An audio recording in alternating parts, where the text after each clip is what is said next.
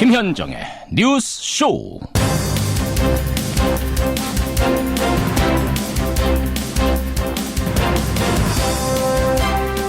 국민의당 이준서 전 최고위원이 지난 새벽 구속됐습니다. 애청자 여러분 안녕하십니까? 국민의당의 제보 조작 사건, 법원도 개인의 단독 범행이 아닌 당 차원의 공모 가능성을 보고 있다는 의미가 됩니다. 정당이 수사받는 일 종종 있는 일이죠. 하지만 다른 것도 아닌 조작이 이유라면 이건 무엇보다 치명적입니다. 왜냐? 신뢰의 추락을 의미하기 때문입니다. 신뢰가 추락한 곳 또 있습니다. 2년 전 대한민국을 떠들썩하게 했던 면세점 선정. 이 과정에서 관세청이 점수를 조작했었다는 감사 결과가 나왔습니다. 더 웃기는 건 이때 탈락했던 롯데 면세점은 5개월 후에 추가 선정이 되죠. 결과적으로 관세청은 원하는 곳은 다 붙여준 셈이 됩니다. 혹시 여기저기서 로비 받아가며 결과적으로 다 붙여준 건 아닌가 의심을 할 수밖에 없는 대목. 신뢰의 추락을 목도하는 아침입니다. 김현정의 뉴스쇼 출발하죠.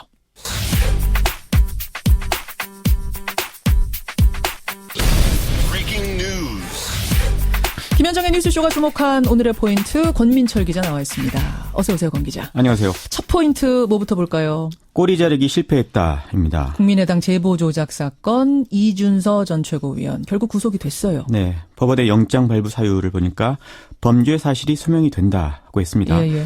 제보 조작을 알고도 제보를 공개하도록 했다는 검찰의 수사 결과를 법원이 받아들인 겁니다. 조금 더 자세하게 말하자면 1차 기자회견 때는 알았을 가능성이 있는데도 회견을 하게 했고 2차 때는 이미 알았는데 회견을 하게 했다. 이런 거예요. 네. 지난주 국민의당 자체 조사 결과 발표를 했었죠. 예. 그때는 이제 이유미 씨의 단독 범행이다. 이렇게 했었는데 결국에 꼬리 자르기가 실패한 셈입니다. 검찰 수사는 이제 머리로 향하고 있습니다. 예. 당장 오늘 이준서 씨 윗선이라 할 수 있는 김성호, 김민원 씨를 재송환합니다.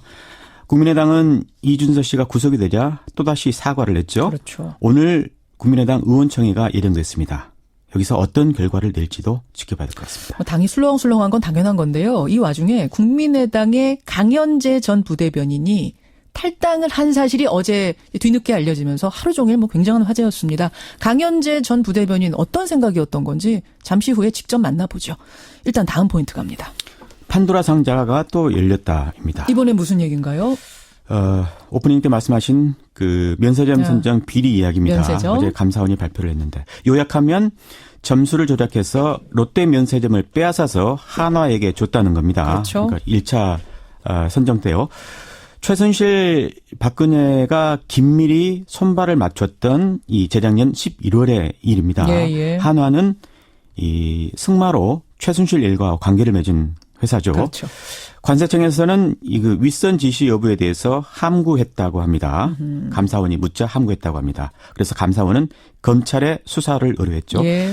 최순실 박근혜가 이 면세점 선정권을 이용해서 어떻게 이권을 챙겼는지 국정농단의 또 다른 이면이 검찰의 수사로 밝혀질지가 포인트입니다. 그러니까 결국은 이 면세점 건이 또 지금 진행 중인 국정농단 재판에 영향을 미칠 것 같은데 이 와중에 박근혜 대통령은 어제도 재판 안 나왔어요. 발가락 아프다고. 네. 이 얘기는 라디오 재판정에서 우리 법조인들한테 좀 질문해 보도록 하죠. 다음 포인트 갑니다. 국정원판 판도라 상자 열리나. 국정원 판도라 상자. 어제 13개 적폐청산 과제가 알려진 거죠? 네. 그동안 이 국정원의 장난질로 받아들여진 여러 굵직한 사건들이 이 진상조사 과제에 전부 포함이 됐습니다. 어떤 겁니까? 일면 댓글 조작이라든가 정상회담 공개 같은 대선 개입 사건, 또 박원순 제안문건 같은 정치 개입 사건, 예. 또 최동욱 검찰총장 헌혜자 사건 같은 수사 개입, 또 사찰, 예. 여러 가지가 있죠. 13가지입니다. 최근 문제가 됐던 이 SNS 장악 문건도 국정원이 작성한 게 맞다. 이렇게 어제 서훈 원장이 시인을 했습니다. 맞다. 이거를 보면 13개 사건 전부 국정원의 소행인 게 일단 맞다고 봐야 될 것 같습니다. 예. 다만 진상규명을 통해서 국정원이 어떤 방법으로 그렇게 못된 짓을 했는지 또 앞으로 그런 일이 반복되지 않도록 무엇을 강구해야 하는지도 함께 나와야 될 것 같습니다. 여기까지 오늘의 포인트. 권민철 기자 수고하셨습니다. 고맙습니다. 서울 남부지법은 오늘 새벽 1시 30분쯤 이 전 최고위원에 대한 구속 필요성을 인정했습니다. 이은희 씨가 조작한 사실이 몰랐다는 거에 대해서 이은희 씨의 단독 범행을 강조했던 국민의당은 탈당 사태 등이 보다 가시화될 수 있어 당의 존폐 위기는 커질 전망입니다. 예, 이준서 전 최고위원 어젯밤에 구속이 되면서 지금 국민의당은 더욱더 술렁일 수밖에 없는데요. 이런 와중에 국민의당 강연재 전 부대변인이 지난주에 탈당계를 낸 사실이 어제 뒤늦게 알려지면서 참 하루 종일 화제였습니다.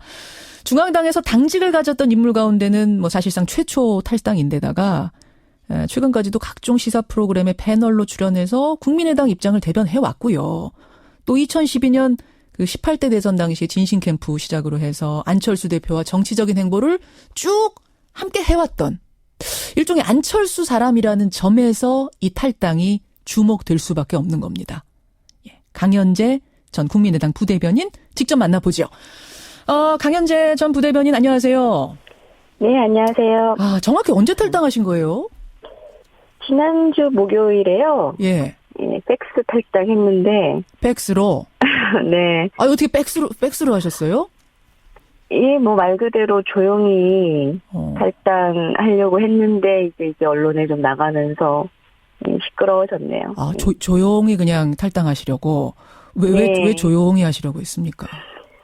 탈당이라는 것 자체가 뭐 제 개인에게도 안 좋은 일인 거고, 또 이제 저는 개인적인 판단에서 탈당을 하지만, 예. 여전히 이제 당에 계속 계시면서, 예, 뭐 당을 위해서 노력하시는 분들이 있으니까, 괜히 또 저의 이제 결정이 마치 당 전체에 또 부정적인 영향을 줄까봐, 예, 다른 분들 생각해서 최대한 그런 걸 좀 최소화하고 싶었는데 그렇게 됐습니다. 알겠습니다. 단도직입적으로 제가 질문 드릴게요.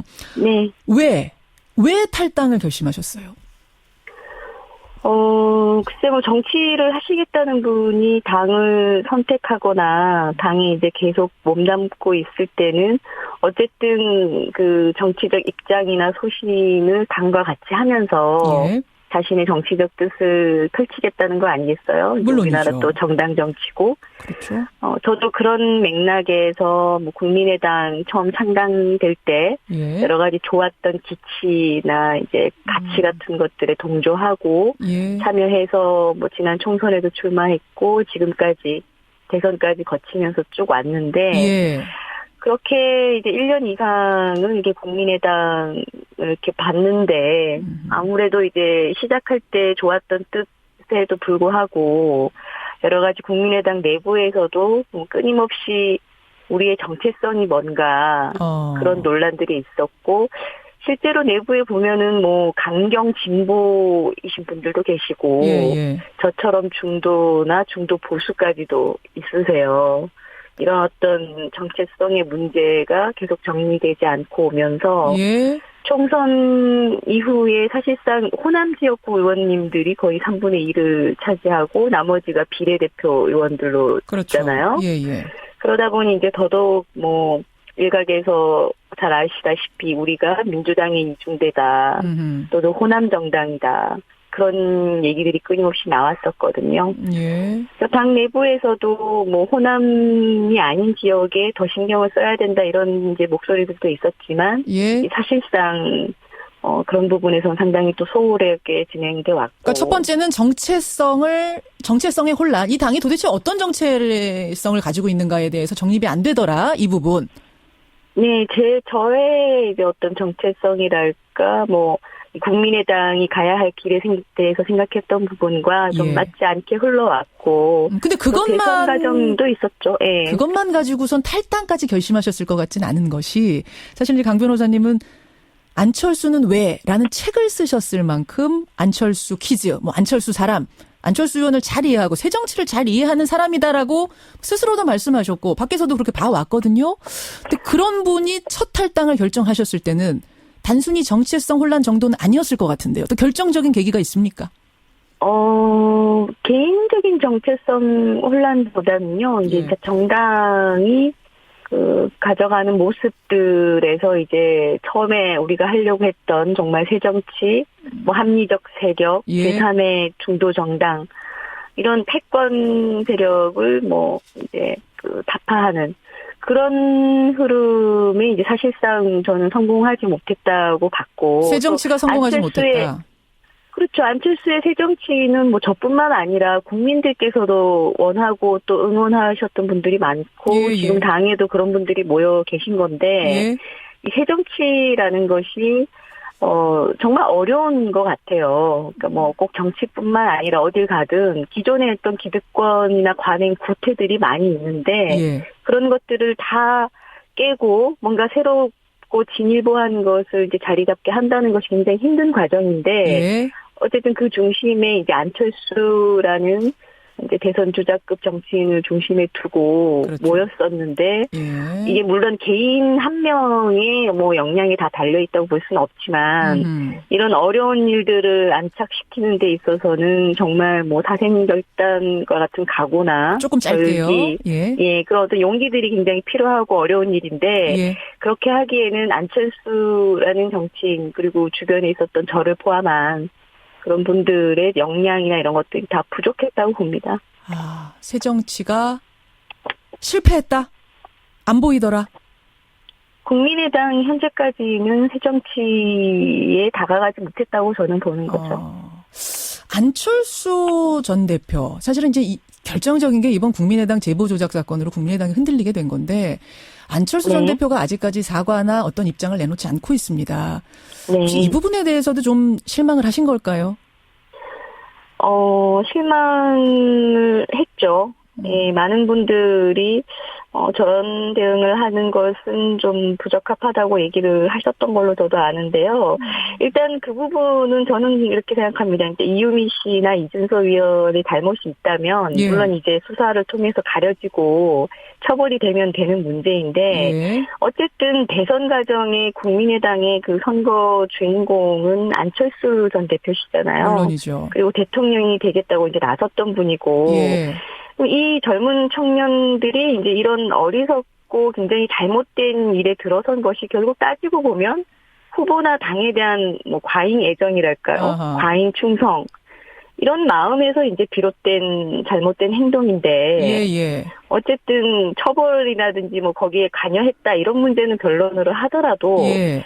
이렇게 이제 청년들이 이런 잘못을 저지른 것에 대해서는 저는 어쨌든 빠르게 직접 뭐 나오셔서 뭐가 됐건 다 나의 잘못이다. 예. 그리고 이 젊은 청년들에 대해서 가해지는 여러 가지 도덕적 비난 같은 부분은 내가 다 받겠다. 나를 비난해 달라. 이렇게 나오셨어요. 이런 모습은 보여주셨으면 좋지 않았을까. 이런 것이 글쎄요, 뭐 제가 보기에는 인간미고 또 리더십이라고 할 수 있다고 보고요. 국민들이 보고자 하는 모습일 수도 있다. 리더십의 생각하고. 실종입니까? 뭐 실종까지는 제가 판단할 수 있는 부분은 아닌 것 같지만 안철수라는 정치인이 어떤 소통이나 공감이나 어떤 이끌고 가는 모습, 또 포용하는 모습 이런 부분에서 부족하다는 지적은 뭐 당내 외에 계속 있어 왔다고 봅니다. 그렇게 생각. 아니 왜 안 하실까요, 안 전 대표? 왜 본인의 이제 선거였잖아요. 그러면 도의적으로라도 사과 입장 낼 수 있는데 왜 안 하시는 걸까요? 잘 아시잖아요, 안 대표를. 저도 사실 지금 뭐 안 대표님하고 개인적으로 연락하는 사이는 아닌데요. 지난 대선 때 저는 이제 대표적으로 그 범중도보수 진영의 통합 후보가 돼야 된다 우리가 그런 입장이었고 뭐 안철수 후보님을 중심으로 해서는 자강론을 강하게 그랬었죠.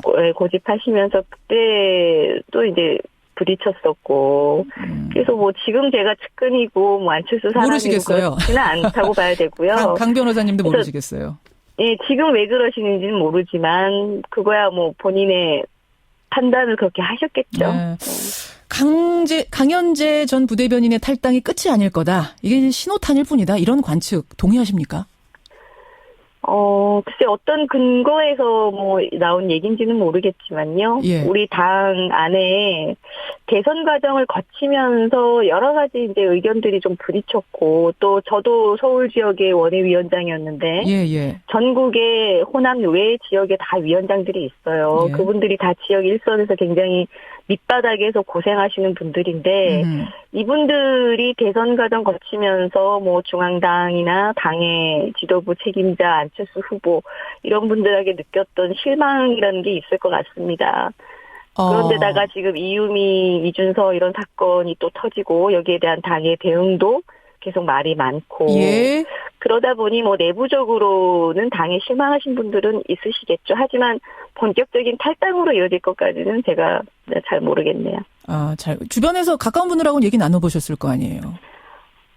대선이 끝나고 나서부터 저는 이제 저의 이런 심정과 관련해서는 아시는 분들하고는 얘기를 나눴죠. 예. 그분들 중에 좀 술렁이는 분 없으세요?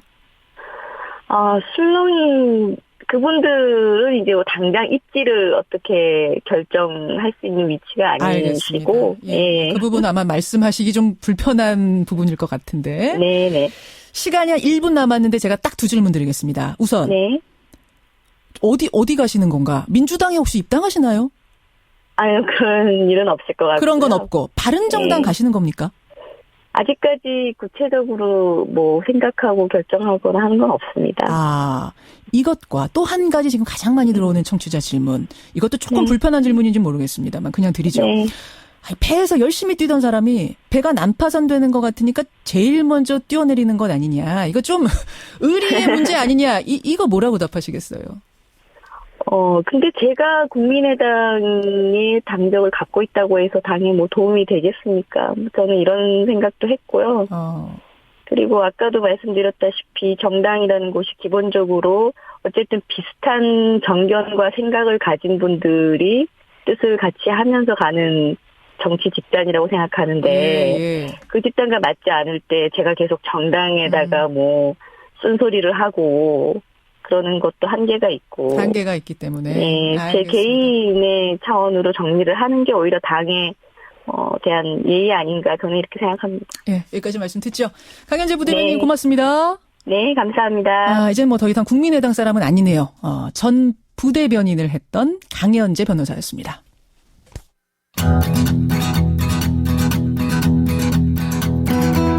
김현정의 뉴스쇼는 청취자 여러분의 참여로 이루어집니다. 트위터, 페이스북, 레인보우 게시판, 그리고 단문 50원, 장문 100원의 유료 문자 샵 1212, 우물정 1212 통해 참여하실 수 있습니다. 김현정의 뉴스쇼, 여러분과 함께 만듭니다. 김성환의 행간 시사평론가 김성환 씨 나오셨습니다. 어서 오십시오. 네, 안녕하세요. 오늘 행간에서는요. 네. 버스 얘기 좀 해봤으면 좋겠어요. 네, 맞습니다. 경부고속도로 광역버스 빗길 졸음운전 사고 아마 다들 보셨을 겁니다. 놀랐죠. 예, 충격받은 분들이 적지 않은데요. 예.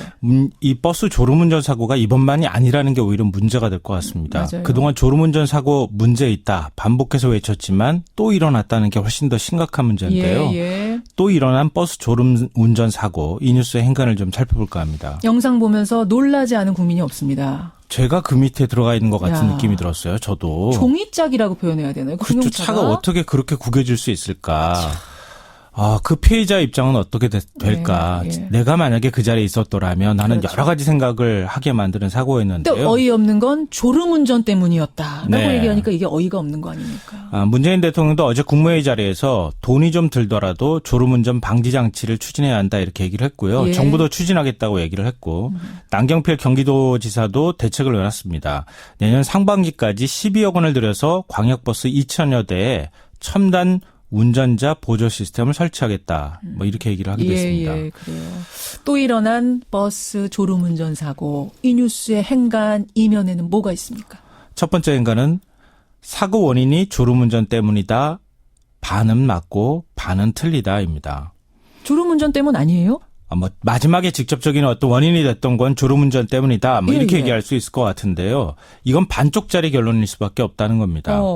그러니까 버스 기사가 사고 당시에 피곤했느냐, 그 해당 버스 회사의 노동 강도가 엄청나게 강했느냐, 이런 부분들 여기에만 초점을 맞출 경우에는 반쪽 해법밖에 안 나온다는 겁니다. 그럼 나머지 반쪽은 뭡니까? 그러니까 이게 지금 이렇게 접근을 하면 개인적인 문제, 개별 회사 문제로 끝나버리니까 버스 운송 시스템 자체에 뭐가 문제가 있는가 이런 부분을 들여다봐야 한다는 건데요. 예. 그러니까 만약에 우리 졸음운전 사고다 이런 식으로만 접근을 하게 되면은 작년 7월 영동고속도로 봉평터널 관광버스 추돌 사고 기억하시죠? 그때 많이 숨졌어요. 그때 피해자가 관련 많았어요. 자들 인터뷰도 하셨던 것이 기억이 나거든요. 20대 여성 4명이 숨지는 안타까운 사고였고요. 예. 올해 5월 또 영동고속도로 둔내터널에서 고속버스가 승합차를 추돌하는 사고가 발생했지 않습니까? 그때도 기사의 졸음운전이 문제였어요. 네, 그때 4명이 또 숨졌는데요. 맞아요. 그때마다 마치 난리 법석을 떠는 것처럼 졸음운전 얘기를 하고 있지만 거기에만 우리가 집중을 하게 되면 왜 그 버스 회사는 그렇게까지 노동 강도를 강하게 운전기사들한테 강요할 수밖에 없었는가. 뭔가 버스 시스템에 문제가 있는가 없는가. 그럼 정부가 지원을 해줘야 되는 거 아닌가. 이런 문제까지 들여다봐야 하는데 그런 데까지 들어가지 않고 아니 졸음운전 사고 대책조차도 제대로 만들지 못해왔다는 겁니다. 시스템의 문제인데 네. 그때그때마다 그냥 개인의 졸음운전으로만 끝나서는 안 됐다 이 말씀이세요. 두 번째 인간 뭡니까? 두 번째 인간은 막을 수 있는 방법이 이미 있다입니다. 이미 있다고요? 네, 문재인 대통령 남경필 지사가 밝히지 않았습니까? 졸음운전 막을 수 있는 첨단 시스템이 이미 있다고. 첨단 시스템 어떤 거요? 요즘 승용차에도 그렇게 아주 고급 승용차 아니어도 전방 추돌 방지 장치나 비상 자동 제동 장치 같은 거 달고 나오는 차들 많아요. 그러니까 좋은 차들 옵션 좋은 차 보면 앞차하고 거리가 어느 정도가 되면 막 삑삑삑 소리가 난다든지 아예 멈춰버리기도 해요. 요즘 경차에도 달려 있어요. 근데 버스라고 별반 다를 게 있습니까? 없어요. 거의 똑같아요. 그러니까 이번에 그 경기도에서 달겠다고 하는 전방 추돌 방지 장치, 전방 추돌 위험이 있거나 차선을 이탈하면 경보가 굉장히 시끄럽게 울리는 그런 이제 장치거든요. 그렇군요. 물론 차가 저절로 멈추게 하는 장치까지 달기 위해서는 가격이 뭐 버스 대당 한 2천만 원씩 든다고는 얘기하지만 이런 장치 다는 거는 그 정도까지 가격이 뭐 비싸지 않거든요. 추돌 방지 장치 정도는 경고. 그러니까 진짜 한 12억 13억 정도면은 한 2천여 대에 달 수 있는 정도 수준이라고 하는데 그렇군요. 정부와 지자체 버스 회사가 얼마씩 부담하면 좋을지 이것만 조정하면 되는 거예요, 사실은. 이걸 안 해서 지금까지 사고가 계속 반복됐다고 볼 수 있는 거고요. 그래요. 버스 기사의 과로 문제. 이번에 사고 낸 운전기사 18시간 이상 근무했다고 하잖아요. 그렇죠. 일본 같은 경우에 일주일에 최대 40시간 운전대 잡도록 하고 있고요. 유럽은 9시간, 미국은 10시간으로 제한하고 있습니다. 그렇군요. 우리는 그런 거 하나 제도적으로 만들지 못했던 거예요. 결국 이거는 정부의 문제이기도 하지만 국회가 계속 졸음운전하기 때문에 발생한 문제이기도 하다. 법을 만드는 사람들이 졸음운전한 거 아니냐. 네, 세 번째 맞습니다. 인간 또 있습니까? 마지막 세 번째 인간은 뿌리가 바뀌지 않으면 열매도 바뀌지 않는다. 이런 얘기입니다. 무슨 말씀이세요? 우리가 근본적인 인식 전환을 하지 않으면 안 된다는 말씀인데요. 최근 집변이 분신하는 일이 있었어요. 살인적인 노동 강도를 고발하면서 올해 들어서 상반기에만 한 11명이 숨졌다고 합니다. 집배원들. 네. 이런 문제 우리가 접근할 때 보면 항상 그거 비용 문제가 있기 때문에 이현주 국회의원이 얘기했다가 그 난리가 났던 것처럼 아니 그러면 다 공무원 만들어줄 거야. 뭐 이런 식으로 접근하니까 문제를 해결 못하는 겁니다. 결국 사람이 우선이다. 사람을 중심에 놓고 사고를 하게 되면 그런 근본적인 인식 전환을 하게 되면 다른 해법이 나올 수 있다. 이런 말씀 드리고 싶습니다. 버스 기사의 졸음운전 사고를 통해서 오늘 시스템에 대한 이야기 나눴습니다. 김성환 씨 수고하셨습니다. 네, 고맙습니다. 국회 졸음운전 명언이십니다. 국회의원 여러분들 제발 잠에서 깨어나십시오. 1216님 외에 많은 분들이 그 말에 한 표 던지셨네요. 1부는 여기서 줄이겠습니다. 2부에서는요. 초중고등학교 오픈북 시험 어떻게 생각하세요? 얘기 나눠보죠.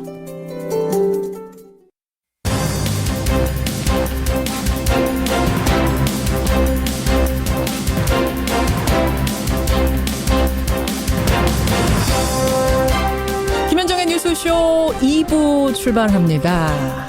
책이나 노트를 펴놓고 시험 치는 거 오픈북 시험이라고 그러죠. 대학에서나 가끔 하는 시험 방식인데 초중 고등학교에서 이 오픈북 시험 방식을 도입하는 게 어떻겠는가? 서울시 조희연 교육감이 아이디어를 냈습니다. 함께 논의를 해보자는 건데요. 벌써부터 떠들썩합니다. 조희연 교육감의 얘기 직접 듣고 판단해보시죠.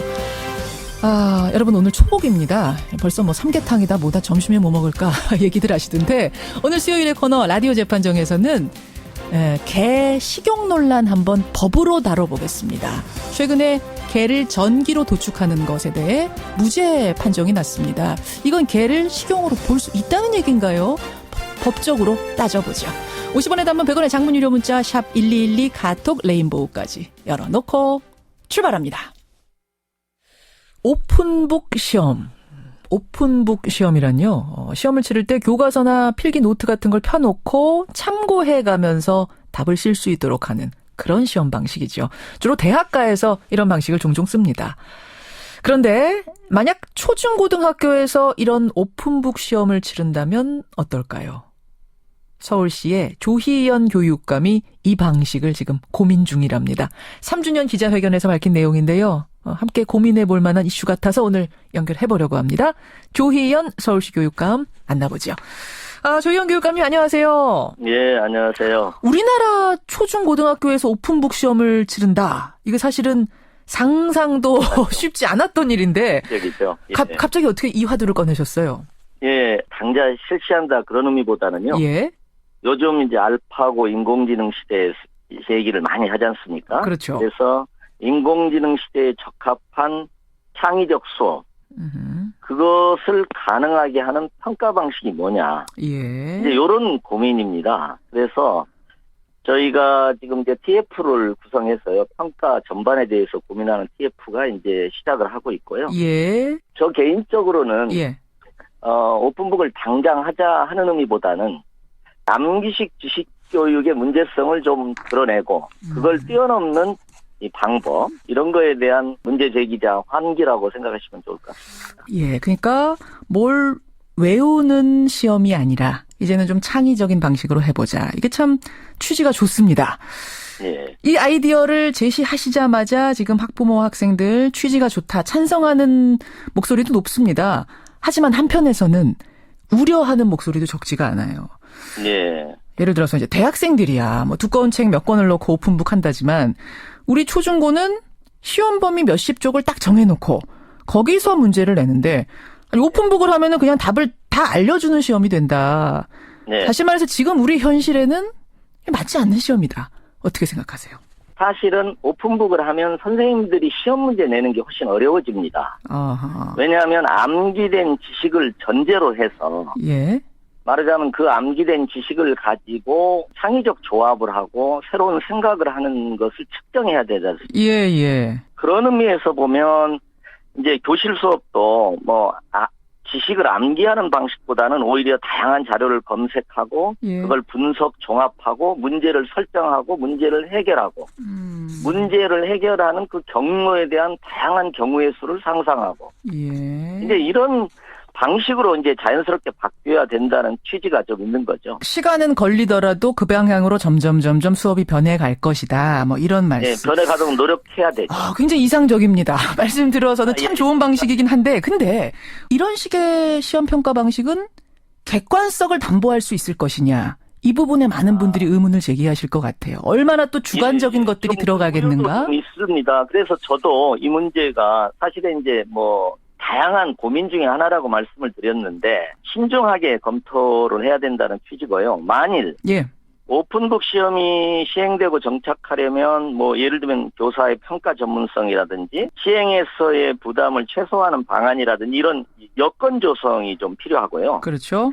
공정성 중심의 평가에서 타당성 중심의 평가로 전환하는 한 계기가 될 거다. 그게 무슨... 아이들의 생각하는 힘을 길러주는 뭐 예를 들면 지구온난화라는 문제 설정을 이렇게 하고 그 답을 찾아가는 거죠. 근데 통상은 문제 설정도 안 할 뿐만 아니라 문제 설정된 문제의 단일의 해답을 해답을 암기하는 방식으로 이렇게 진행이 되거든요. 보기 1번, 2번, 3번 중에 하나를 찍어야 되고 단답형에 답을 딱 맞게 적어 넣어야지만 지금 이 정답이 되는 건데 거기서 좀 탈피해 보겠다. 그런 말씀. 결국은 이제 얼마나 선생님들이 그 과정에서도 또 공정하게 그것을 평가할 수 있느냐가 굉장히 중요하겠네요. 이런 식으로 다 바뀌어버리고 패러다임이 바뀌어버리면. 그렇습니다. 예, 이제 그런 패러다임의 전환을 위한 하나의 문제 제기고 토론을 해보고, 그러니까 선생님들이 요즘은 이제 아이들을 어떻게 하면 창의적으로, 주체적으로, 자기주도적으로 공부하도록 할 거냐는 관점에서 저희 서울교육청에서 이제 질문 있는 교실이라는 이름으로 엉뚱한 질문을 하게 하고 그걸 북돋아주는. 근데 이제 되게 지금은 뭐 엉뚱한 질문하면 야 진도 나가는데 무슨 그런 엉뚱한 얘기를 해, 이런 분위기지 않습니까? 그래서 많은 선생님들이 노력하고 있는데 이게 이제 궁극적으로 이제 평가 방식에 의해서 제한이 되기 때문에 그런 것들을 조금 더 앞으로 나가는 의미가 있다 이렇게 말씀드리고 싶습니다. 근데 지금 사실 현장에서는 이 수행평가, 과정평가 취지는 좋지만 또다시 왜곡되고 있다. 그것 때문에 또 사교육 시장이 다른 형태로 발전하고 있고 부모가 정보 없으면 뒷받침해주지 못하면 그 학생들은 또 점수 못 따고 여러 가지 불만의 목소리도 많거든요. 예, 그렇습니다. 차라리 예전처럼 수능이나 학력고사로 그냥 쭉 줄 세워가는 게 제일 공평하다 이런 얘기도 많이 나오는 거 아세요, 교육감님? 예, 그렇습니다. 근데 이미 시대적 흐름이 단순 암기 측정은 이미 낡아버린다는 것을 너무 제4차 산업혁명을 얘기하시는 많은 기업가들도 결국은 교육혁명을 얘기합니다. 교육개혁을 얘기하게 되는 이유가 그건데 이제 문제는 사교육이 이제 거기 작동하고 있는 것이지 않습니까? 그렇죠. 그래서 이제 언제나 이것도 예를 들면 사교육 부담이 늘어나지 않을까 이렇게 생각할 수 있습니다. 오픈북 하면 또 거기에 맞는 사교육 시장이 또 열릴 수도 있다. 저는 단순 암기 측정보다는 사교육 부담이 줄어들 거라고 생각을 합니다만은 이제 어떤 제도를 선택하더라도 풍선 효과가 있을 수는 있습니다. 이제 저희가 섬세하게 보완 대책을 해야 되는데요. 저는 오히려 이렇게 좀 설명을 드리고 싶어요. 그러니까 뭐냐면 오히려 이게 우리 잘 살게 됐잖아요. 이전보다는 성장의 역설입니다. 성장의 역설이라는 게 뭐냐면요. 옛날에는 사교육의 차이가 단과반 가냐 종합반 가느냐 이런 수준의 차이라면 지금은 한 달에 3천만 원 하는 황제 사교육과 학원에도 못 가는 학생의 격차로 나타나는 겁니다. 그렇습니다. 바로 이제 이런 점에서 보면 이게 사회 전반이 우리 불평등이라든지 소득 격차라는 이런 사회 전반의 문제가 함께 좀 개혁되어 가야. 그렇죠. 그러니까 이게 무슨 좋은 제도를 만들어 가야 되고 좋은 평가 방식을 가져가야 되는데 그냥 지금 그냥 여기 있자. 이건 안 되는 거죠. 다른 원인. 근데 그걸 이제 역으로 생각해보면 사회 현실은 그런데, 그러니까 돈으로 스펙을 쌓는 이런 현실에서 교육만 좋은 취지다 하면서 그 제도를 적용시키는 게 과연 맞는 것인가? 또 그런 의문도 던져볼 수 있겠습니다. 맞습니다. 그건 저는 맞고요. 그래서 저도 교육개혁은 사회개혁과 같이 가야 된다. 단지 지금 사회개혁이 안 갈 때 그럼 교육은 주저앉아 있을 거냐? 아니라는 거죠. 보완 대책을 하면서 또 이제 예를 들면 이제 새 정부가 맞이해서 여러 가지 이제 정책들이 공정거래에 대한 감시부터 재벌개혁, 비정규직 문제 이런 여러 가지가 지금 나오고 있지 않습니까? 그렇죠. 그러니까 이제 그런 것들이 좀 저는 숨통을 터줄 거다 이렇게 생각을 하고 있습니다. 일단 우리가 논의는 좀 해보자. 사회 현실이 그렇다고 해서 교육까지도 주저앉아 있을 수는 없다. 이런 취지세요. 맞습니다. 교육감님, 그나저나 2014년에 세월호 참사 진상규명과 관련한 그 교사 시국선언 참여했던 교사들 징계받았었는데 징계를 철회하셨어요. 철회 결정을 하셨어요. 이제 쟁점이 이겁니다. 세월호 진상규명을 요구하는 시국선언에 참여했다는 겁니다. 국정 역사교과서 반대에 참여했다는 겁니다. 시국선언에. 그렇죠. 그러면 이제 지금 제 입장에서 보면 세월호 진상규명을 요구하고 국정 역사교과서 반대 때문에 촛불 시민혁명이 일어난 것일 수 있지 않습니까? 굉장히 중요한 요인 중에 하나지 않습니까? 근데 그걸 가지고 교사 공무원의 시국선언을 처벌한다. 이게 이제 맞지 않는 상황인 겁니다. 국민들이 이걸 수용할 수 있는 자세도 있다. 그리고 또 새 정부의 교육부나 여기에서도 이제 그걸 수용할 수 있는 위치에 있기 때문에 이제 저희가 이것은 징계를 좀 적극적으로 철회했다. 그리고 이제 많은 그 시도교육청에서 몇 개 시도교육청에서 이제 그렇게 동반해서 했습니다. 그 국가공무원법상의 정치운동 금지, 집단행위 금지 조항은 여전히 살아있는 상태여서요. 그럼 앞으로는 어떤 기준으로 어떻게 적용할 것인가? 이 부분은 좀 애매할 수도 있겠어요. 그렇습니다. 그래서 차제에 어차피 이제 적폐청산이라는 이름으로 여러 가지 이제 많은 정책들을 새 정부가 고안하고 있는데요. 저는 교사와 공무원도 일반 시민으로서의 정치적 표현 자유는 좀 폭넓게 인정할 필요가 있지 않느냐. 아예 법 조항을 바꿔야 된다고 보세요? 이제는 시대에 맞게? 예, 그러니까 교사도 시민이시거든요. 그러니까 교사에게도 온전한 시민적 권리를 보장해야 되고 그 시민적 권리 중에 하나는 뭐 대통령도 비판하고 뭐 어떤 정책에 대해서 반대도 하고 저는 그런 정도는 충분히 허용할 수 있는 게 아니냐. 그렇게 따지면 교사만 그러냐? 다른 공무원들은 또 어떻게 할 것인가? 이 문제도 남긴 하는데. 예, 저는 이제 교사와 공무원들이 이제 이런 정치적 의사표현, 낮은 수준의 시민적 권리, 이 부분에 대해서는 좀 표현해도, 그러니까 그걸 허용해도 우리 사회가 그걸 바로 혼란이라고 생각하진 않을 거라고 생각합니다. 그러니까 이제 세월호 사건이 다시 난다. 시국선언 하셔야죠. 국정교과서를 다시 정부가 추진한다. 다시 반대 의견 표현해야죠. 필요하지 않나 싶습니다. 예, 조희연 서울시 교육감의 소신. 하지만 뭐 여기에 대해서는 또 갑론을박이 있을 수는 있습니다. 예, 공무원들의 정치적인 의사표현 생각할 수 있는 화두를 던지신 것 같고요. 예. 이제 1년 남으셨죠? 예. 끝으로 짧게 각오 한 말씀 하고 인사 나눌까요? 예, 저는 오히려 시민들께 감사를 많이 드리면서 지금 직무를 하고 있습니다. 정말 직선 교육감으로선 최초로 임기를 마친 선출 교육감이 될 것 같습니다. 최초십니까? 감사드리고요. 예, 왜냐하면 이제 중간에 많이 선출직이 된 이후에는 그렇습니다. 그랬군요. 예. 저는 오히려 감사드리고 남은 기간 제가 부족한 점이 많지만 열심히 교육 개혁을 하는 그런 교육감으로서 열심히 노력하겠다는 다짐의 말씀을 드립니다. 예, 오늘 여기까지 말씀 듣겠습니다. 고맙습니다. 고맙습니다. 서울시 조희연 교육감이었습니다.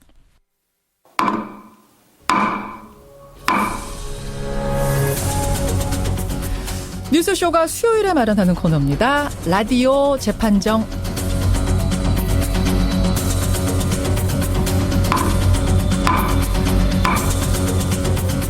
논란이 되고 있는 이슈나 인물을 저희가 스튜디오 재판정 위에 올려놓으면 여러분 양측의 변론 들으시면서 판결을 내려주시면 되는 거죠. 오늘도 두 분의 변호인 나오셨습니다. 노영희 변호사님 어서 오세요. 네, 안녕하십니까. 손소 변호사님 어서 오십시오. 네, 안녕하세요. 손 변호사님 요즘 발이 좀 안 좋으시다면서요? 제가 오른쪽 발에 족저근막염으로 추정되는 질병이 생겨서 오른쪽 4번째, 5번째 발가락이 너무 아픕니다. 근데 어떻게 오셨어요, 방송하러? 어떻게든 와야죠. 박근혜 대통령은 재판 안 나오던데. 심지어 저는 발가락 2개 아픈데. 박근혜 전 대통령은 왼쪽 4번째 발가락 아프다고 해서 재판 안 나갔는데요. 발가락이 아파도 재판을 갈 수는 있을 것 같아요. 그게 왼쪽이 안 아프고 오른쪽이 아프셔서 오신 겁니다. 아니, 너무 지금 편들어 주시는 거 아닙니까 지금?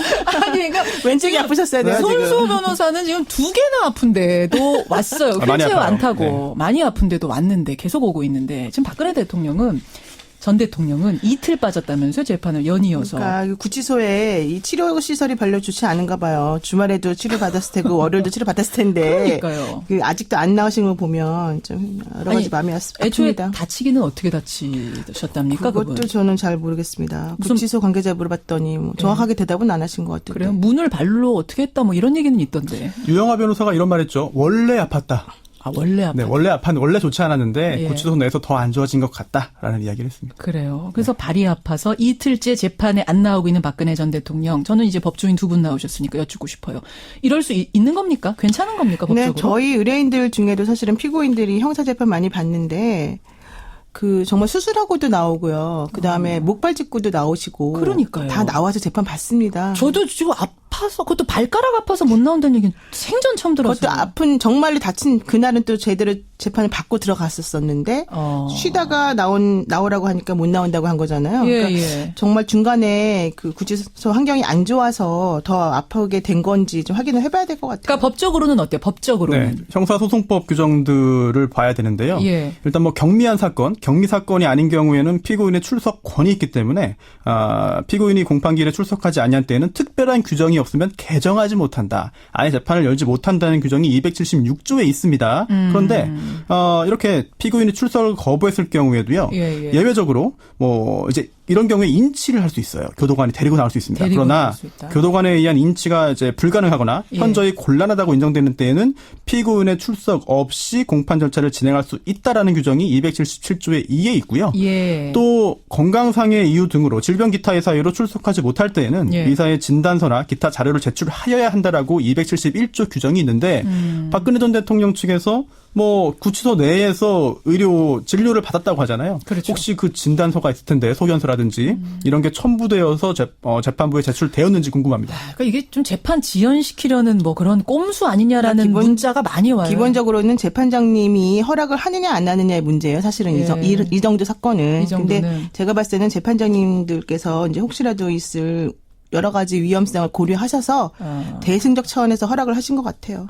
그래요. 뭐 꼼수라고는 안 보세요, 노 변호사님은? 제가 말씀드릴 수가 없습니다. 하긴 뭐 아픈 상태를 보지 않았기 때문에 우리가. 그런가 하면 이재용 삼성전자 부회장. 이 양반은 출석은 했어요. 출석은 했는데 증언을 거부했습니다. 뭘 물어도 다 증언을 거부합니다. 증언을 거부합니다. 이거는 이래도 되는 겁니까? 근데 이거 정말 한마디 드리고 싶은데 기본적으로 피고인은 본인에게 불리한 진술 같은 거 안 할 권리가 당연히 있는 거고. 권리는 있죠. 또 증인도 본인의 그 유죄와 관련돼서 불리하게 될 증언은 원래 거부할 수 있는 권리가 있어요. 거부권은 있습니다. 예, 그런데 정말 이 모든 것들이 다 거부할 수 있는 그 사유들이냐, 증언 혹은 질문에 대해서 모든 걸 다 거부해야만 하는 그런 질문들이냐, 예를 들면 이게 문제가 되는데 그렇게 따지면 공동 피고인으로 같이 기소가 된 재판의 경우에는 그 다른 피고인을 내 피고인 사건의 증인으로 부르는 경우가 사실 많이 있거든요. 그러면 그 상피고인들이 전부 다 그럼 증언을 거부해야 돼요, 솔직히 말하면. 그렇죠. 이런 식이라면. 근데 그런 경우는 거의 못 봤습니다. 그러니까 제가 봤을 때는 삼성 관계자분들도 마찬가지고 이번 사건 같은 경우에는 이제 물론 사안이 매우 중대하기 때문에 그러시긴 하겠지만은 여러 가지 면에서 그 절차적으로 조금 협조를 안 하시는 부분이 있는 것 같아요. 손 변호사님은 이렇게 증언을 거부합니다. 증언을 거부합니다. 싹 다 이런 경우 보셨어요? 아니요. 못 봤는데 현행 법상 그렇게 할 수 있는 규정이 있으니까 방어권을 행사해서 특히나 증언을 거부하는 것 자체를 비난할 수는 없거든요. 그리고 또 하나가 근데 실제적으로 안 하는 이유는 뭐예요? 못 하는 겁니까? 뭐 불리한 부분이 있다고 생각할 수도 있겠고요. 아니면은 전략적으로 일단 뭐 증언해야 될 의무가 없으니까. 그 얘기가 아니라 그러니까 증언을 거부합니다라고 거부권 행사해도 되도록 돼 있지만 지금 그런 사람 한 명도 못 보셨다는 거 아니에요, 두 분 다. 근데 그렇게 모두가 행사하지 않는다고 해가지고 이재용 부회장도 행사하면 안 된다는 거 아니니까요. 뭐 다른 사람들이 못 하는 이유는 사실상 그렇게 한다는 게 이게 쉬운 일이 아니잖아요. 그럼요. 재판정에서. 그럼요. 판사, 검사 다 있고 그 엄숙한 분위기에서 집중되는 상황에서 증언을 저는 증언 거부권 있으니까 안 하겠습니다. 쉽지는 않죠. 사실상 괘씸죄에 걸릴 수도 있는 그러니까 문제고. 그 증언 거부권이라는 게 예를 들면 내가 막 100가지 질문을 하는데 그 모든 게 전부 다 자기의 그 죄와 관련해서 불리하니까 대답을 안 하겠다? 이렇게 되는 경우는 거의 없고 그중에 이제 특정 몇 개들은 중요한 부분이 되겠지만 나머지 에 대해서 사실관계에 대해서는 대답하는 것이 맞는 부분이 맞죠. 참 이게 국정농단 재판 시원하게 빨리빨리 진행돼야 되는데 이렇게 뭐 이래서 걸리고 저래서 걸리고 어느 세월에 재판 하나 싶습니다. 재판과 발 이야기 잠시 했고요. 오늘 라디오 재판정으로 들어가 보겠습니다. 오늘 주제, 오늘 초복입니다. 초복에 어울리는 주제로 하나 잡아봤습니다. 개 전기도살 과연 정당한 도축이냐 동물 학대냐. 더 나아가서 개 식용 이거 합법화해야 한다. 안 된다. 이 주제입니다. 손 변호사님. 네. 오늘 점심은 뭐 드세요? 네? 오늘 점심은 뭐 드세요? 아직 모르겠는데요?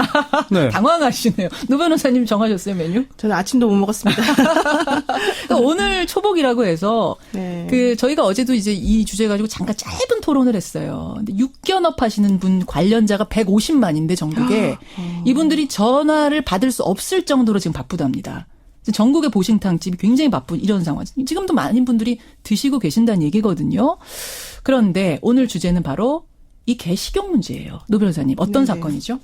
그 개 농장을 운영하던 A라고 하는 분이 2011년부터 2016년 7월까지 자신의 농장에서 그 전기가 흐르는 쇠꼬챙이를 그 개의 입 부위에 대해서 감전시키는 방법으로 연간 30여 마리 정도를 도살한 혐의로 기소가 됐습니다. 전기 도살. 네, 그래서 현행 동물보호법에 의하면 동물을 잔인한 방법으로 죽이면 안 된다 이런 조항이 있는데 그런 조항이 위배되었다라고 하는 혐의로 기소가 된 건데요. 이제 1심 법원에서는 이 A 씨의 행위가 잔인한 방법이 아니다. 지금 이렇게 얘기를 하고 있는 것이고 검찰은 이에 대해서 항소를 한 상황이거든요. 그래서 지금 동물단체들이 법원 앞에서 지금 집회를 갖는 등 거세게 항의를 하고 있습니다. 자, 이건 말이죠. 그러니까 이 개가 가축의 범주에 들어가면은 전기도살이 합법이라면서요. 꼭 그렇게 볼 수는 없습니다. 그래요? 네, 그 부분이 약간 부정확하긴 한데요. 지금 문제가 되는 것은 동물보호법에서 규정하고 있는 동물 학대에 해당하느냐 여부를 먼저 봐야 될 것 같아요. 그래요. 자, 그럼 이 두 변호사의 입장부터 좀 확인을 하고 그 이야기를 하나하나 풀어가 보도록 하죠. 노 변호사님, 어떻게 생각하세요? 개식용 합법화. 일단 저는 그 개식용 합법화에는 반대를 하고요. 그다음에 이런 식으로 그 전기 도살하는 것 등도 역시 동물 학대에 해당되는 거다라고 생각합니다. 아, 손 변호사님? 네, 개식용은 지금도 합법입니다. 다만 제도화하자. 예, 제도권 내로 들어오게 하자라는 입장에 찬성이고요. 그리고 조금 전에 노 변호사님 말씀하신 그런 방법으로 개를 살해했다, 개를 죽였다라고 하더라도 동물보호법 위반은 아니다라는 입장입니다. 개 전기도살 무죄다. 그리고 개식용도 합법화하자라는 게 손수호 변호사, 손변. 개 전기도살 이거 굉장히 잔인한 방법 유죄다. 그리고 개식용 합법화도 문제 있다. 반대한다. 의견이 노변입니다. 여러분 지금부터 보내주십시오. 50원의 단문 100원의 100원의 전기 유료 문자라고 100원의 장문 유료 문자 샵 1212 카톡 레인보우까지 열려 있습니다. 노변, 손변, 뭐 합법화 반대, 개식용 뭐 반대 뭐 이렇게 다 보내주셔도 됩니다. 먼저 노 변호사님, 그러니까 제가 지금 조금 헷갈리는 게 뭐냐면요. 전기로 도살하는 그 방법은 그 자체는 합법이에요, 불법이에요? 전기를 도살하는 방법이 합법이냐 불법이냐를 따지려면은요, 그 동물보호법을 조금 보시면 되는데, 동물보호법 6조에 보면은 누구든지 동물을 합리적인 이유 없이 죽이거나 잔인하게 죽이거나 타인에게 혐오감을 주는 방법으로 죽이면 안 됩니다라고 써 있어요. 그런데 동물보호법 시행 규칙에 보면 그 다음 각 호의 어느 하나의 방법으로 동물을 도살해야 된다. 뭐냐? 가스, 약물 투여, 전살법, 타격법, 총격법, 자격법 이런 것들이 있거든요. 전살법이니까 전기도살입니까? 그렇죠. 그러니까 이런 식으로 하게 된다면은 기본적으로 전기를 이용해서 뭐 동물을 죽이는 방법 자체가 아주 문제가 된다고 할 수는 없는 부분이 있는 거죠. 그렇군요. 가축의 범주에 포함된다면 지금 법상으로는 전기도살을 할 수 있다는 말씀이세요. 자, 그런데 노 변호사님은 그런데 또 하나 짚고 갈 것이 그럼 개는 가축이냐? 이렇게 전기도살을 해도 되는 것이냐, 이 부분이거든요. 그 부분 지금 앵커님께서 약간 헷갈리는 것 같습니다. 그래요. 가축인지 여부와 관계없이요. 지금 문제된 거는 동물보호법이에요. 즉 동물의 경우에는요, 가축인지 여부와 관계없이 일단 동물보호법에서 규정하고 있는 그런 동물 학대에 해당하면 처벌받는 겁니다. 따라서 동물보호법에서 정한 동물 학대인지 여부를 간단하게 그것만 봐야 되는 것이고요. 가축인지 여부는 뭐 오늘 시간이 되면 논할 수 있는 그런 개고기 합법화나 제도화에서야 문제되는 것이지 이 유무죄와는 관련 없습니다. 그래요. 그럼 전기도살 자체에 대해서는 어떻게 보세요? 조금 전에 이야기 나온 대로 법에서 할 수 있다고 해 있거든요. 법에서 할 수 있다고 한 거를 했는데 왜 유죄라고 논해야 되는지 잘 모르겠습니다. 노 변호사님. 여기서 이제 문제가 되는 거는 아까 말씀드린 것처럼 동물보호법 6조 1항에 보면 누구든지 동물을 합리적인 이유 없이 죽이거나 이러면 안 된다고 돼 있거든요. 그러니까 기본적으로 전기로 죽이는 것도 그러니까 전기를 죽인다고 무조건 다 허용되는 것도 아니에요. 전기를 죽이되 잔인하지 않게 죽이거나 고통을 최소화시키는 방법으로 죽여야 된다라는 게 기본이고 또 하나는 합리적인 이유 없이 죽이면 안 된다는 건데 지금 이 개 농장을 운영하던 A씨와 관련해가지고는 아마도 그 합리적인 이유 부분에서도 조금 문제가 되는 것이 아닐까 지금 생각합니다. 전기도살이라는 방법 자체가 그러니까 법상 잔인하냐 아니냐 할 수 있냐 아니냐 요 문제가 하나 있는 거고요. 요것과 이제 별개로 우리가 아까 얘기하려고 했던 부분 개 식용 사실은 이제 개라는 것이 지금 가축에 들어가 있는 거예요. 안 들어가 있는 거 이것도 막 혼재돼 있다면서요. 어떤 법엔 들어가고 어떤 법엔 안 들어가고. 축산법이 있습니다. 축산법. 네, 이 축산법에서는 가축의 개를 포함시키고 있습니다. 축산법에서는 가축의 개가 들어간다. 그러니까 소, 돼지랑 개를 같이 본다는 얘기예요. 그렇습니다. 소, 말, 양, 돼지, 닭, 오리 뭐 이렇게 개까지 있는 거죠. 규칙이 있습니다. 그런데 축산법이 아니라 축산물 위생관리법이라는 게 있어요. 이건 바로 축산물, 쉽게 말씀드리면 주로 고기가 되겠죠. 그렇죠. 가축의 고기의 위생을 관련해가지고 이제 규정하는 법인데 여기에서는 개가 제외되어 있습니다. 축산법에는 들어가는데 가축에는 네. 들어가는데 이걸 이제 가축을 잡아서 먹는 것에는 안 들어가 있는 거예요. 그렇죠. 축산법의 가축에는 개가 포함되지만 축산물위생관리법의 가축에는 개가 포함되어 있지 않거든요. 복잡하네요. 개를 키울 수는 있는데 네. 잡아먹지 못하는 거예요. 그러니까 지금 법으로 따지자면. 가축은 가축인데 이 개의 고기에 대해서는 여러 가지 그 관리되는 그런 법령이 미비된 상태죠. 자, 일부러 제외해 놓은 것 같습니다. 이것 때문에 지금 계속해서 복날마다 갈등이 생기는 겁니다. 그래서 아예 이제 어딘가요? 육견 업체 쪽에서는 축산물 위생관리법에도 넣어서 개 식용을 합법화해달라. 네, 그래서 라는 주장을 하는 거죠. 그래서 개를 먹기 위해서 그냥 죽이는 것은 합리적인 이유 없이 죽인 거다라고 판단할 수가 있는 거죠. 개를 먹기 위해서 죽이는 것 자체가 합리적인 이유 없이 죽이는 거다. 즉 동물보호법 위반이다. 이렇게 말할 수 있는 거죠. 자, 그러면 이 개를 아예 식용으로 합법화를 해서 축산물 위생관리법에 넣어서 관리하자는 거, 노 변호사님 어떻게 생각하세요? 만약에 정말로 개를 먹어야 될 필요성이 있고 또 그것이 이제 우리 그 국민들 정서에도 다 맞고 제도적으로 뭐 다 타당하다라고 한다면 당연히 어차피 먹을 거니까 위생적으로 관리하는 게 맞는다라고 보고요. 그러니까 축산물 위생관리법 뭐 시행 규칙에도 이 개를 포함시켜서 하는 것이 맞다고 봅니다. 그런데 지금 현재는 이 축산물 위생관리법에 이 개가 포함되어 있지 않다라고 하는 게 전제가 되어서 지금 이 논의가 진행되고 있기 때문에 그 부분과 관련해서 포함시킬 것인지 말 것인지 먼저 결정을 하는 게 필요하다라고 보는 거죠. 지금 현재로서. 그러니까요. 근데 어떻게 생각하세요? 그러니까 기본적으로 저는 아까 말씀드린 것처럼 그러니까 가축이라고 하는 것이 반드시 먹어야 되는 동물을 우리가 말하는 것은 아닐 수 있기 때문에 개를 반드시 이 먹는 식용의 그런 범주에 꼭 넣어야 되느냐? 그건 아니다. 왜냐하면 걔는 이제 과거에 우리가 먹었던 이유는 이제 먹을 게 별로 없었기 때문이기도 하고. 먹을 거 없을 때 먹었던 거야 뭐 이해하지만 네네. 지금처럼 먹을 게 이렇게 차고 넘치는데 굳이 개까지 잡아먹어야 되는 합리적인 이유가 있느냐? 그리고 개는 특히 이제 다른 기타 동물들과 달리 이제 반려견으로서 여러 가지 우리의 그 정서적으로 많이 기능을 하고 같이 가족과 같은 느낌을 가지면서 좀 많이 쓰고 있거든요. 집 안에서 키우는. 예, 그러니까 그런 특수성을 고려한다면 이 식용의 범주에서는 벗어나야 되는 게 아닌가 생각이 든다는 손 거죠. 변호사님. 반려견을 안 먹습니다. 반려견은 안 먹죠. 네, 식용으로 키우는 그런 개가 따로 있죠. 네, 식용견과 애완견은 별도기 때문에요. 키우던 개를 어떻게 먹느냐라고 하는 지적에 대해서는 선뜻 수긍하기 어려운 측면이 있습니다. 실제로 이제 그 개를 사육해서 고기로 유통시키는 시장이 실제로 존재하죠. 많이 규모가 축소되었지만 그렇습니다. 이런 경우에는 그 강아지를 개를 키우기 위해서 한 것이 아니라 애완견이 아니라 실제로 식용 목적으로 키우는 개는 분리가 되어 있습니다. 애초부터 식용견과 반려견은 태어나서부터가 다르다. 그렇습니다. 이 말씀이세요? 그리고 반려견 말씀을 이제 하셨는데요. 반려동물이 개만 있는 게 아니거든요. 혹시 애완돼지 들어보셨습니까? 애완돼지도 있어요? 그럼요. 애완돼지를 키우는 사람들이 많고요. 그리고 또 개의 특수성, 인간과의 가까운 친밀성 등등을 예로 놓은 거로 두시는데요. 돼지 IQ가 몇인지 아세요? 돼지 IQ 모르겠습니다. 75에서 80이고요. 와, 개는요? 네.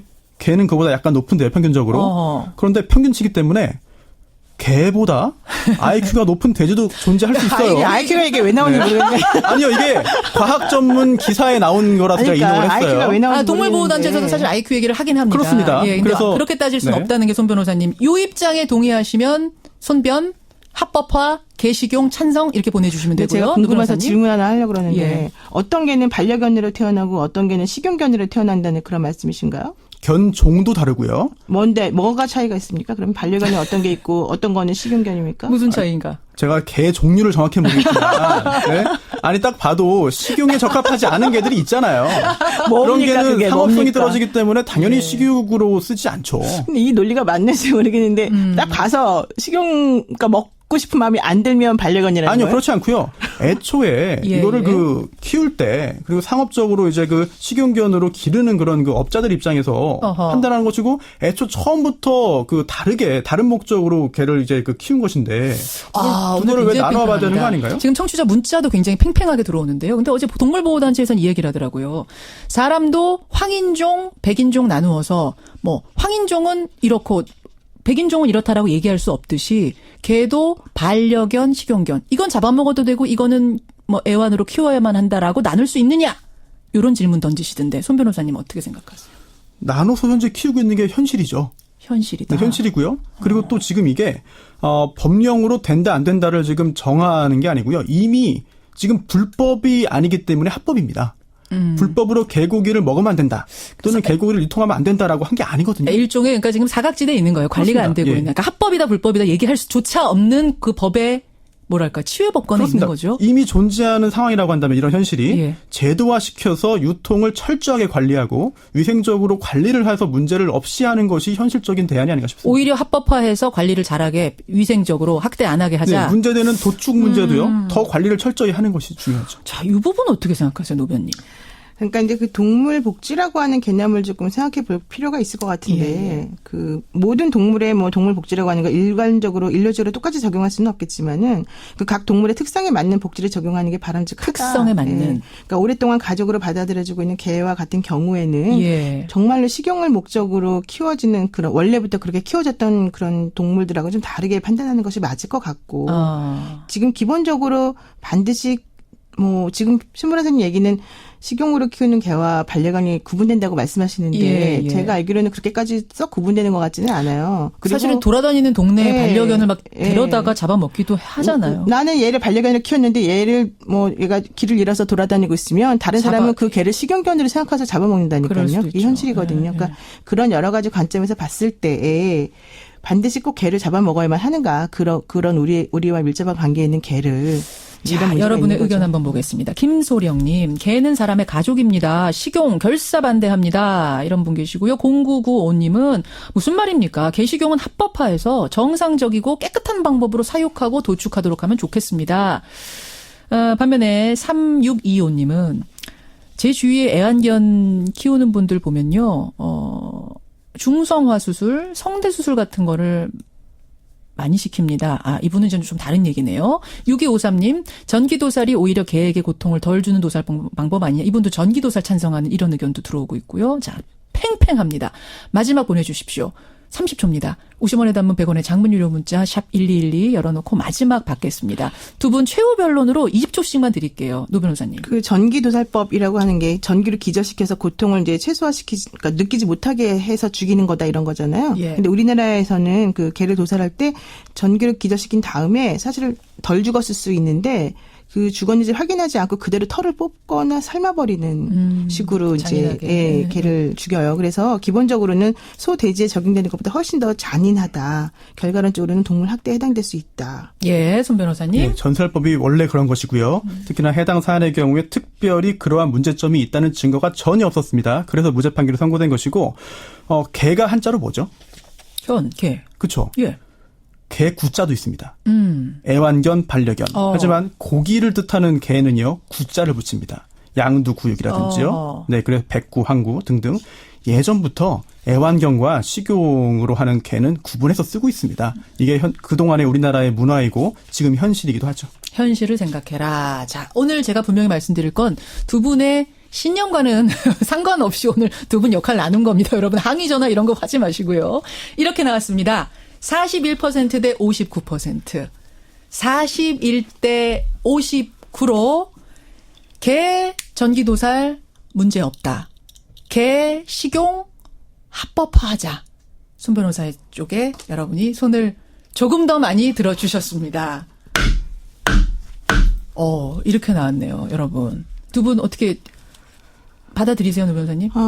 요즘 그 시류와는 조금 안 맞는 결과가 나온 것 같은데, 어쨌든 간에 이제 그 중요한 것은 우리가 개를 먹든 뭐 돼지를 먹든 간에 그 인격적으로 잘 생각해서 해야 된다라는 그래요. 거겠죠. 예. 라디오 재판저 오늘 여기까지 인사 나누겠습니다. 손 변호사님, 노 변호사님 고맙습니다. 네, 고맙습니다. 라디오 재판정이었습니다. 음향 뉴스 현장. 아베 총리가 이끄는 무적의 자민당이 일본 도쿄 도의회 선거에서 고이케가 이끄는 신생정당에게 참패를 했죠. 지금 일본 정치권 지진 맞은 듯이 요동치고 있다는데요. 선거로부터 열흘 도쿄 거리에서 일본 민심을 들어봤습니다. 아지란센から東京行き発車いたします。 아베 참패, 고이케 압승.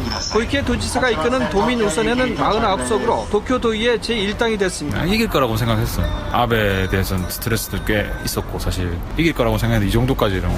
저 일본 사람입니다. 네, 투표하러 갔어요. 요즘에 자민당이 스캔들이 많이 나와서 나 같은 정치를 잘 모르는 사람에게도 안 좋은 이미지가 생겼어요. 国有地の売却をめぐって森友学園の籠池氏は安倍総理の昭恵夫人から安倍晋三からですと아베 정권 지지율은 더 떨어질 거라고 생각하고요. 코이케는 도쿄올림픽 가진 도지사 하다가 총리 되려고 차차 준비할 거라고 생각해요. 고이케 도지사가 잘했다기보다도 자민당이나 아베 총리가 그동안 강압적으로 정치를 해온 거에 대해서 비판이 드러났다고 생각합니다. 積極的に展開していると。で、ツートラック戦略というのは何も歴史問題が多難です。 아베는 조금 지금 거부감이 있고 긍정적으로 생각한다면 좀 변할 수도 있지 않게 생각되나 그렇게 생각하고 있습니다. 헌법 개정이나 이런 면에서 봤을 때는 훨씬 더 아베보다 우익적이라고 알고 있습니다. 만약 뭐 집권을 하게 된다면 크게 차이는 없을 것 같아요. 동경 한국인학교에 다니는 학생인데요. 좀 나쁜 이미지. 동경 한국학교의 제2 캠퍼스 못 만들게 가능성이 확 없어졌다고 들었어요. 좋아지기 시작했었잖아요. 한일 관계가 좀 더 나빠질 거라고.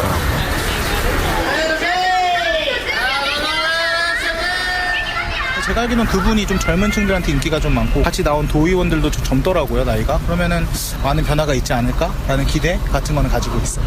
하는 거는 숨기는 거 없이 솔직하게 잘 가면 총리가 될 수도 있는 것 같아요. 손님이 되게 많이 줄었었어요. 근데 요즘에 거의 5년 전만큼 거의 회복했다고. 저희 대통령님이랑 뭐 시장이랑 해가지고 잘 됐으면 좋겠어요. 도쿄 도의회 선거 이후에 아베 지지율 더 추락을 해서요. 지금 30%대도 무너지는 게 아니냐. 일본 여권이 떨고 있답니다. 어딜 가든지 정권이 부패하면 국민이 이렇게 심판하는 겁니다.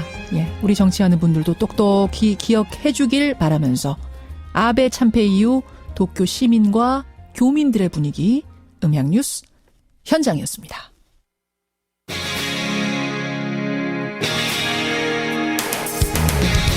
여러분께서는 지금 CBS 라디오 김현정의 뉴스쇼를 함께하고 계십니다. 우리 사회의 갑질 논란 정말 끊이질 않죠.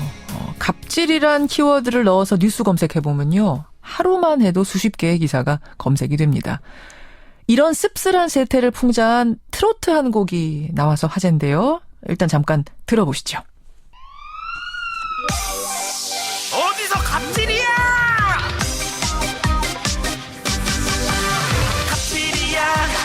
갑질이야 뭐 그리 대단하다고 갑질이야 뭐 그리 특별하다고 갑이 을이 되고 을이 갑이 되는 우리 인생사다. 뭐 그리 대단하다고 갑질이야. 뭐 그리 특별하다고 갑이 을이 되고 을이 갑이 되는 우리 인생사다. 나누고 베풀고 살기도 짧은 우리 갑갑하지 말자. 예. 제목이 갑질이야인데요. 이 가사를 직접 쓰고 노래까지 직접 부른 사람이 바로 개그맨 오정태 씨라고 해서 더 화제입니다. 화제 인터뷰 노래 갑질이야의 개그맨 오정태 씨 직접 만나보죠. 오정태 씨 안녕하세요. 네, 안녕하세요. 폭탄머리 개그맨 오정태 씨 맞으시는 거죠? 예, 폭탄머리에 얼굴만 빼고 다 괜찮은 개그맨이죠. 예, 오정태입니다. 근데 제가 지금 개그맨 오정태 씨라고 소개하고 보니까 오늘은 사실 개그맨 아니고 가수로 나오신 거예요. 네, 저는 신인 가수죠, 이제. 그러게요. 청취자들께 직접 인사부터 한마디 하세요. 네, 신인 가수 오정태입니다. 예, 갑질이야란 앨범을 내서, 예, 또 트로트의 여신이죠. 우리 김혜연 씨가 또 피처링을 해줬어요. 그래요. 아니, 이게 지금 의미가 있는 게 뭐냐면, 오정태 씨가 가사를 직접 작사하셨다는 거잖아요. 예, 제가 작사를 했어요. 아니, 무슨 평소에 어떤 갑질에 대한 응어리? 한 맺힌 게 좀 있으셨던 거예요? 아니, 이제, 제가 요즘 뉴스를 많이 봤습니다, 요새. 그런데. 정말 뉴스 안에서나 뭐 저도 많이 겪었고, 이게 갑질들이 끊이질 않더라고요. 그래가지고, 저도 국민의 한 사람으로서 너무 화가 나서. 예, 그동안 느꼈던 거를 그냥 그러지 말자는 의미에서 가사를 썼는데. 주변에서 가사가 너무 좋대요. 예. 이게 우러나서 쓰니까 좋게 나올 수밖에 없었네요. 저는요, 뭐, 방송 쪽에서도 많이 겪었는데, 예, 뭐, 이렇게 카메라 리허설까지 하고 다 하기로 했는데도, 못하게 된 경우도 있고요. 그러니까 연습까지 다 마치고, 심지어 리허설까지 마쳤는데, 갑자기, 오정태 빠지고 다른 사람, 뭐, 이런 경우. 예, 그런 경우도 몇 차례 겪었고. 아이고. 예, 제가 이제 밤에 일을 많이 하는데. 예. 막 일하고 내려오는데 한 200m 따라다니면서 저한테 욕을 한 손님도 있었고. 그러니까 이게 개그맨들이 밤무대 행사를 많이 뛰거든요.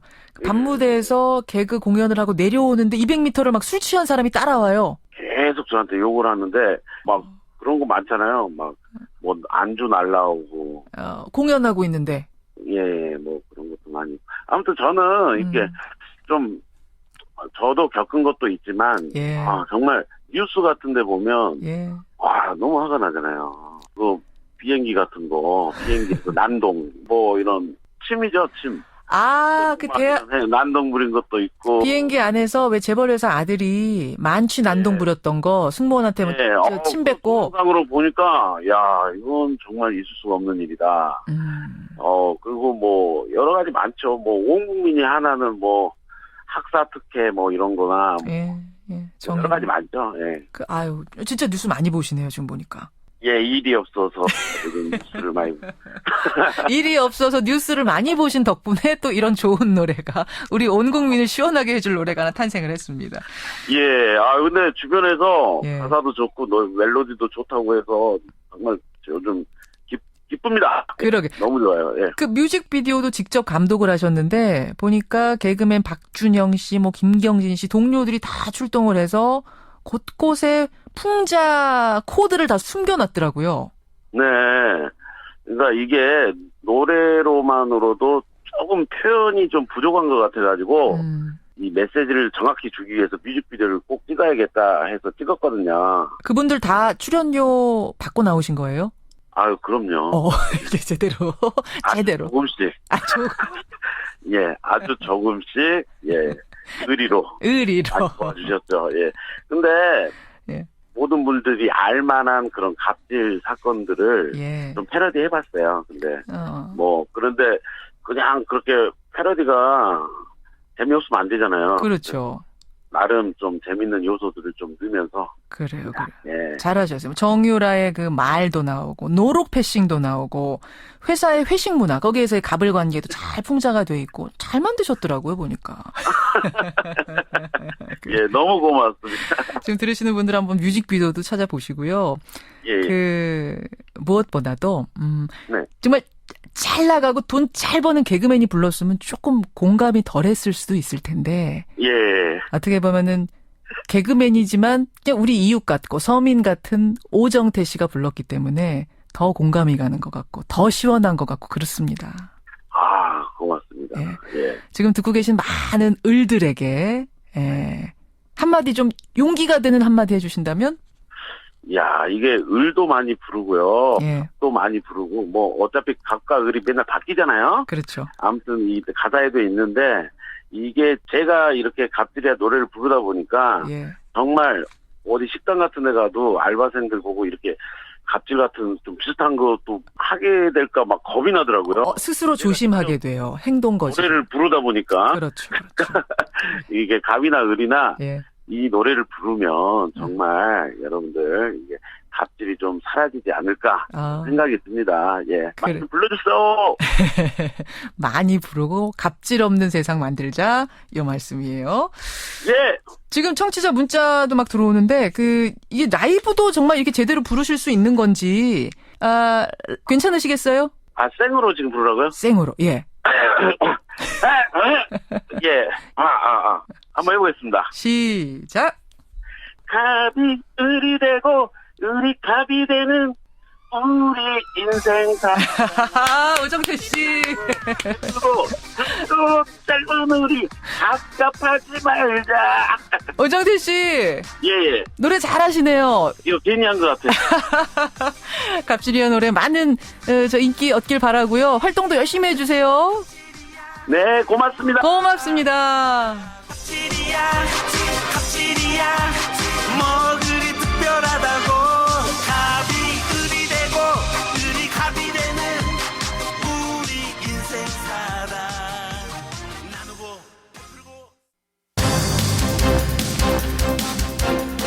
폭염이 예상되는 오늘입니다. 오늘 초복인데 정말 뜨거운 한낮이 될 것 같습니다. 서울은 낮 기온 33도까지 오를 것으로 보이고요. 전국 대부분의 지역, 제주도를 제외하고 폭염주의보가 이미 내려져 있습니다.